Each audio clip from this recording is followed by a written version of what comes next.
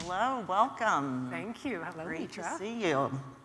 So we want to start off by continuing with this 30th anniversary theme. You were kind enough to share a photo with us of yourself from 1994. We're going to see that in just a moment. I have to ask, there you are. Was this your dream back in 1994? Oh, I certainly didn't think I'd be here 30 years later. But as I was watching your introduction, I thought, I wonder if I was like dancing to Ace of Base or something back 30 years ago in this picture, but I was a senior in college at the time. Oh, so wonderful. It's great to see that fresh face up there. So we want to start by talking about AI. Of course, our theme is the new agents. Seems to be what everybody is talking about these days. Expedia Group was one of the first to really jump in early 2023 with your AI chatbot.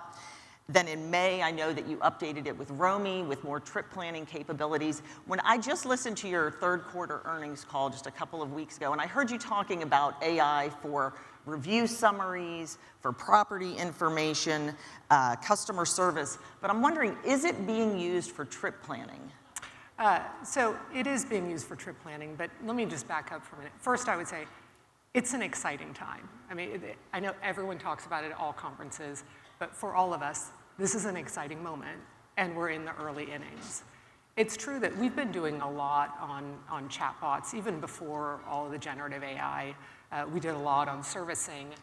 We were one of the first to integrate ChatGPT into the app to just sort of test how would people use it. Right. And today, we're testing it in almost everything in the operations of the company.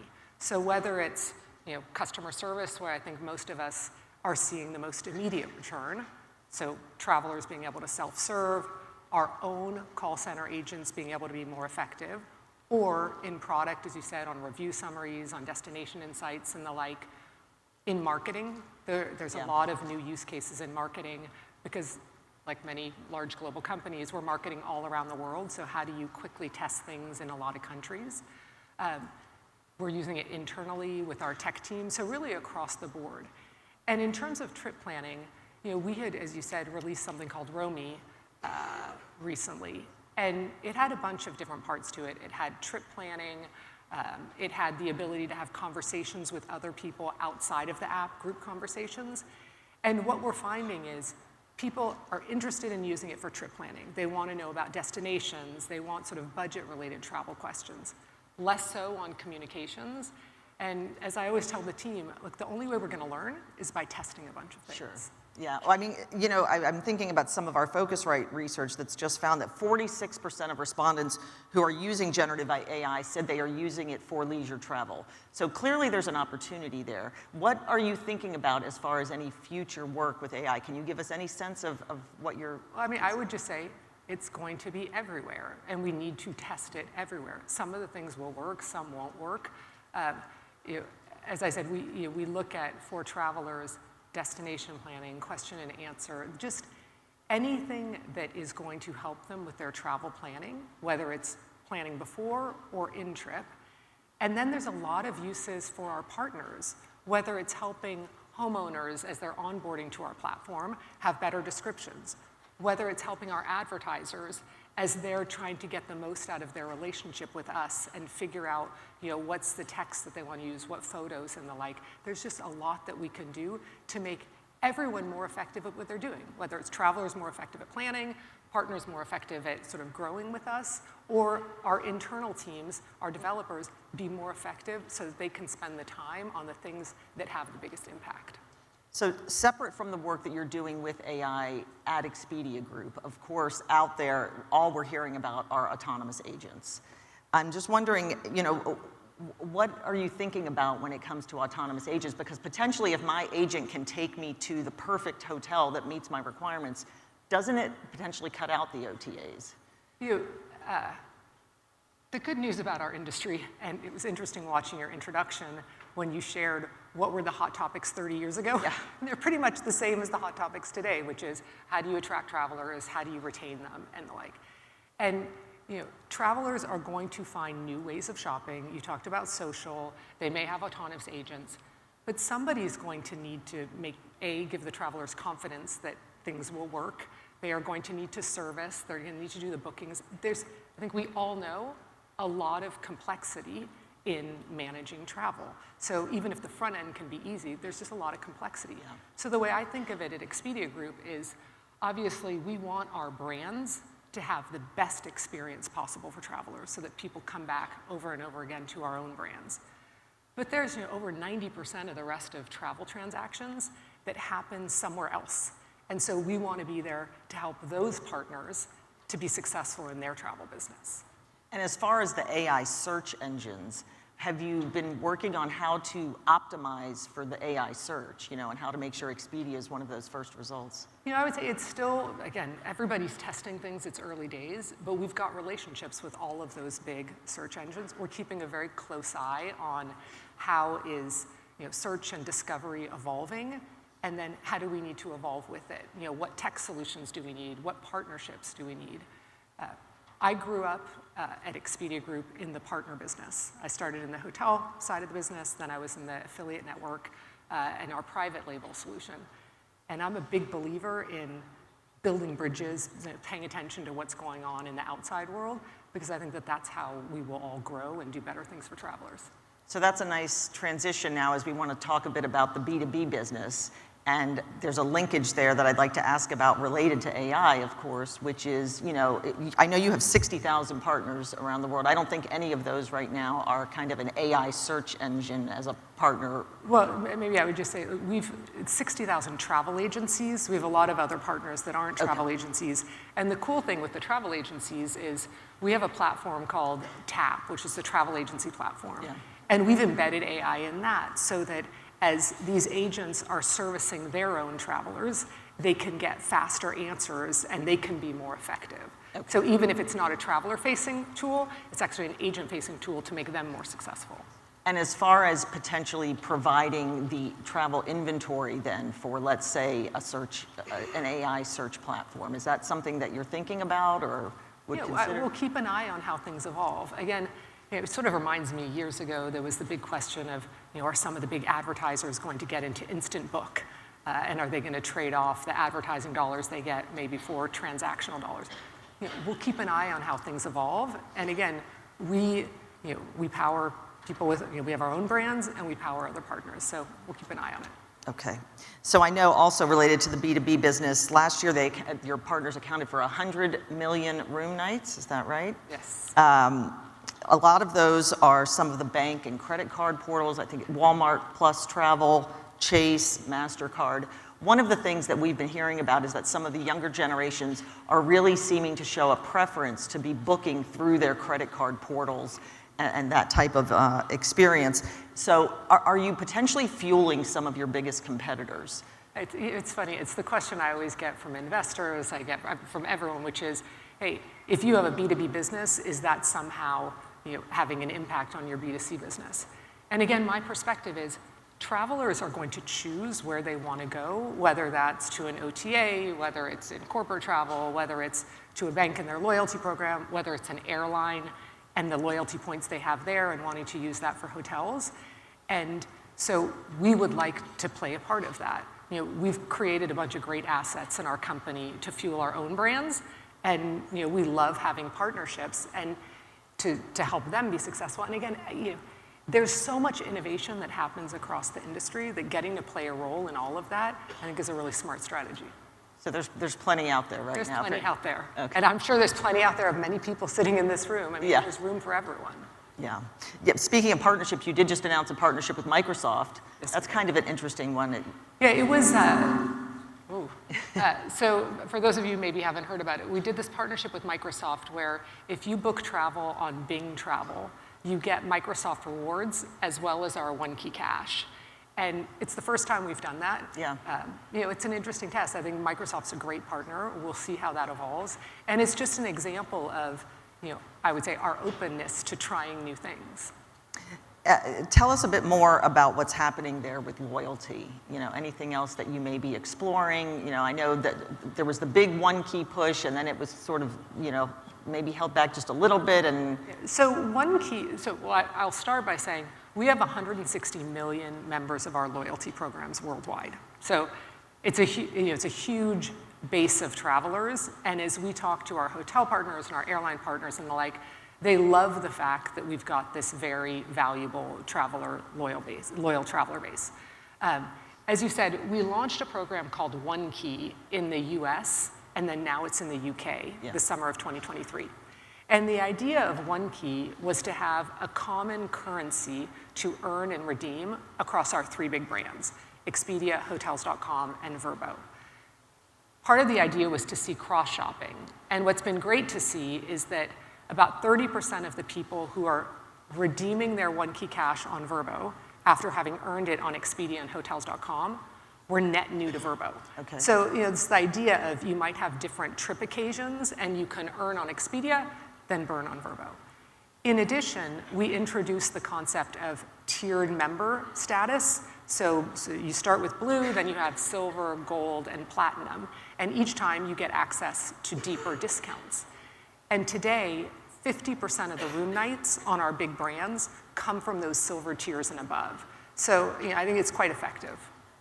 You mentioned Vrbo there. I also want to touch on that because that was something else that was kind of interesting in the recent earnings call. You mentioned that you have brought 1 million listings from Expedia over to Vrbo to diversify some of the inventory that you have there. Is that, Vrbo was one that I know there was the whole tech platform migration and Vrbo sort of stalled a bit in the midst of that. Do you think this kind of reboosts it then? Yeah, absolutely. So we, over the last couple of years, have been going through a replatforming. Actually, it was funny because I spoke to someone who had been at Expedia 20 years ago last night who said, oh yeah, I remember when we did this platforming with Expedia and Hotels.com. I thought, okay, I guess and I spoke to someone else at another company. It's sort of the theme of, every few years there's always platform work to be done. But we, at the end of last year, moved Vrbo onto the common front-end stack, which has given us a lot of benefits. So things like dateless search, we can, or flexible date search, we can do across all our brands at the same time. But when we did that, we lost some functionality, and that's why we had a slower start to this year. The teams have been doing excellent work in the last few quarters in bringing back some of the features that we've lost, adding new features such as flexible date search, adding more supply. As you mentioned, we added about 1 million new units that had been on Expedia. A lot of those are in cities and urban destinations, and historically Vrbo is quite strong in beach, mountain, and the like. So it's opening up new trip types, it's opening up to new audiences, and this is a great brand, and we're happy with the momentum we have. And I know you were also asked about whether you're making that Vrbo supply available through your B2B partners, and I think you said there's a little bit of that happening, but it's a unique use case. Look, first I would say there is a massive opportunity in vacation rentals that we are under-indexed in. Vrbo is great, and whether it's through Expedia or our private label business, we think there's absolutely opportunity to grow vacation rentals. But as you think about that inventory versus hotel, there are some things you need to manage differently. Communications between the owner and the traveler is just one example. So we want to, as we bring things out, make sure that it's going to be a great experience for the traveler and for our partner, because again, when we have partnerships, these partners are depending on us for their business. They're depending on us to be able to have repeat with their travelers. So you don't want to put something out there that's not ready for prime time. Okay, so many things to talk about. I want to move on to travel shops, another one of the big announcements from this year. So this is the idea that influencers and brands like Variety and Travel and Leisure can have kind of a storefront where their recommendations related to travel can be there, and then they earn commissions from bookings that take place there. I'm wondering if you can just tell us a little bit about what you're seeing there and any plans for the travel shops, because we know influencers, that's a big piece of I think in your introduction, what was your statistic? 62% of people or something said that they make a decision. Said that they make a decision based on what they see in social. So obviously, for all of us in travel, being present in social and being able to turn that sort of inspiration and discovery into actual bookings, it's good for our businesses. It's also good for those brands and the influencers who have followings on social and want to find a way to monetize it. So we came up with the idea of these travel shops, and what travel shops really are about is the influencers, the companies like Travel and Leisure that have big followings can create a travel shop in the Expedia app where they have collections of things that hotels that they might recommend. It's still sort of early days. We've got about 150 people, or travel shops themselves, but we're already seeing that the rate of saving something from the travel shop onto a trip board is 3 times higher than elsewhere in our app. So it means that people are really engaging with it.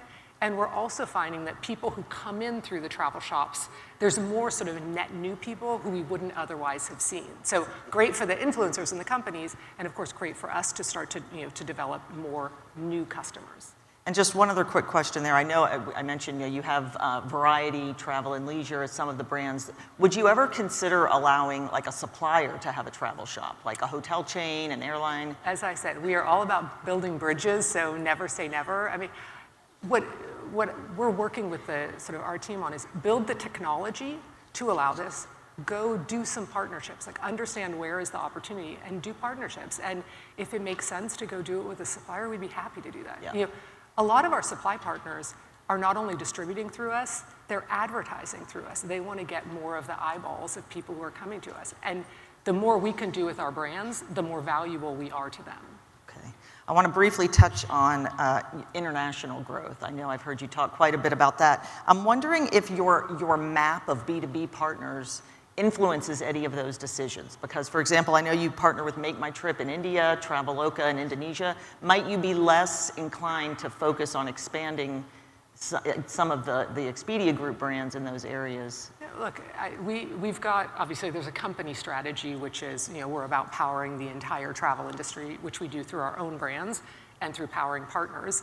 But as I said, the industry's big. We're not going to say, oh, we won't go do something here because we have a partner.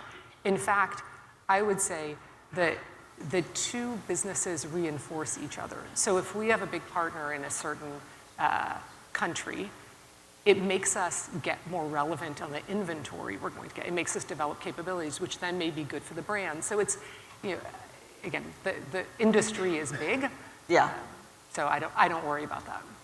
I have to at least ask about the big rumor that bubbled around a few weeks ago about Uber potentially acquiring Expedia Group. It sounds like, that is not happening. I think you can look at what Dara said, you can look at what Barry said, and yeah. we never comment on these kind of rumors. Yeah. I would ask overall, do you think consolidation is good for consumers? I mean, I would just say, I think consumers right now have a ton of choice. As I said, that, I think I was reading recently, travelers will consult, like, I don't know if it's 15 or 20 different providers often before they make a choice. So I don't think the industry is getting near not having enough choice. Okay. I do want to ask, you've been in your role now 6 months. I think we're right at about, or a little over 6 months, I guess. Officially, it was in May. May, yeah, 6 months. Okay, so right about 6 months. What has been the hardest part about stepping into this role of CEO? Oh, wow.